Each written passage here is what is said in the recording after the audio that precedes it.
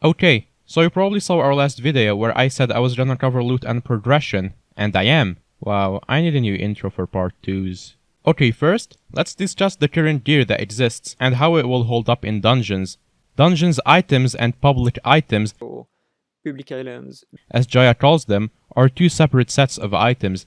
As Jaya puts it, Simply because we haven't done anything with the late game in months and months, we are gonna do an exception, and in the last few floors of the dungeon, once you get to floor 9 and 10, you may actually loot items that are strictly better than the best items in the game right now. You're gonna get the best armors in the game. so does this mean superior dragon armor is a waste?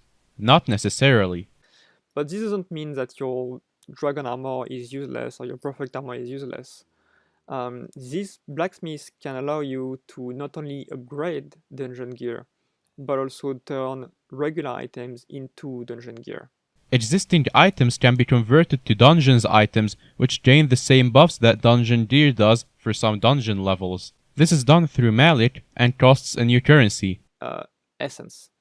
There are multiple kinds of essence. There is, for example, undead essence that you gain from most undead type of item.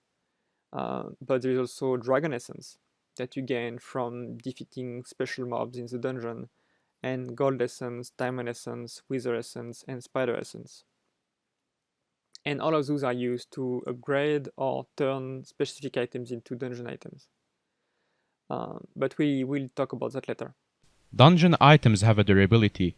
And the last important thing here is that at the bottom you can see that there is a durability. Every dungeon item has a lot of durability, but still durability. So if the item goes to 0, it won't break, but it will be unusable, and you will have to repair it. For comparison, a pair of diamond leggings in vanilla Minecraft has 495 durability. Also, we need about 2000 subscribers to get the YouTube rank, so please subscribe if you haven't already, and also join the Discord. There's a lot of giveaways over there, link in the description. From Jaya's Floor 0 run, he got a couple items, including 2 of the same item but of different rarity. The gear that I got from my last run. I got a rotten helmet, a rotten chestplate, heavy leggings, and another pair of heavy leggings, which is perfect to explain everything. First, you can notice that every item here already has a reforge and enchantments. Also, very important thing, you can see that those 2 heavy leggings are different. Every item in dungeon has some form of randomizer. And if you get lucky, you get the best possible item, which is what I got here. I got the best possible stats. You see that the health and the defense and the rarity are higher in every way. But if I want to find those leggings in a higher dungeon, the stats would be even higher. Ultimate enchants are like a bonus single enchant dropped by bosses, which provides a single amazing buff to an item, similar to mysticism in the pit. These enchants are said to be dropped by dungeon bosses upon defeat and appear to come for both armor and swords, but this is basically all that I know at this point.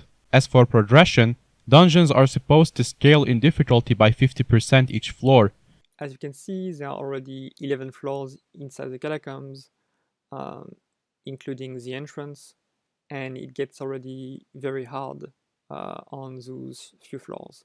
The difficulty is exponential. We can pretty much make it so every floor is 50% harder than the previous one, and still allow you to progress enough to eventually beat them at some point.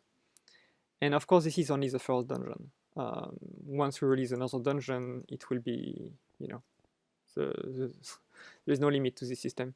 This does not necessarily mean a 50% increase to damage and health, but rather each floor feel about 50% harder than the previous one. Given there are 11 floors if you count the welcome floor, floor 10 should feel about 58 times harder than the welcome floor.